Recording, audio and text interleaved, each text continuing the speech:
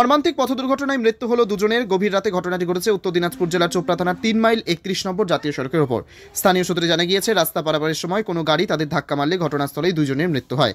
মৃত দুইজনের নাম তাপস দাস, অপরজনের নাম দিলীপ পাহাড়ি।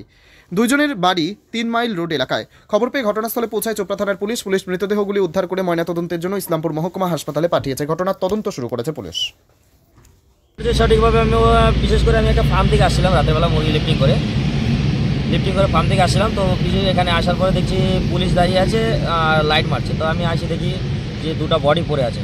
বডি পড়ার পরে তো আমি প্রথমে ভেবেছিলাম তাপস দাস, মানে আমি একজন যাকে চিনি ওই তাপস দাস। পরে খোঁজখবর নিয়ে দেখি যে অন্য তাপস, যে ওনার ফ্যামিলির লোক আসছে, তা ভগীরথ সাধুর ছেলে। তো আর কিভাবে অ্যাক্সিডেন্টটা ঘটলো? অ্যাক্সিডেন্টটা কিভাবে হয়েছে অ্যাকচুয়ালি বলতে পারবো না। আমি আসে দুটো বডি পড়তে থাকতে দেখি। কোথায় ঘটেছে অ্যাক্সিডেন্টটা? ঘটেছে 3 মাইল, এই নতুন যে হোটেলটা খুলেছে, কি হোটেলটার নাম সঠিক জানি না, এই হোটেলের সামনেই খুলেছে। হোটেলটার নাম এই যে এটা আছে, কি নাম, লাইন হোটেল রেস্টুরেন্ট। বলছি দুজন কি রাস্তা পারাপার হচ্ছিল না কি হয়েছিল? তো আমি প্রথমে বলেছিলাম যে আমি সঠিক পরে দেখেছি, বডিটা পরে থাকতে দেখেছি দুজনকে। ডিস্টেন্সটা অনেক দূরে আছে, পরে থাকতে দেখেছি।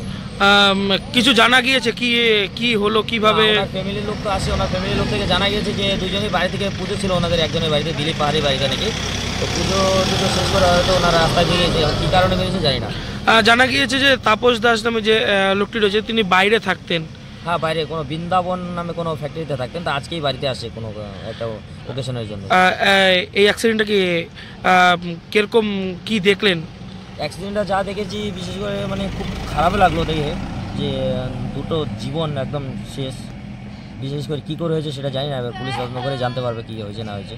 আপনার নাম? আমার নাম জয়কৃষ্ণ দাস। জায়গার নাম? জায়গার নাম 3 মাইল।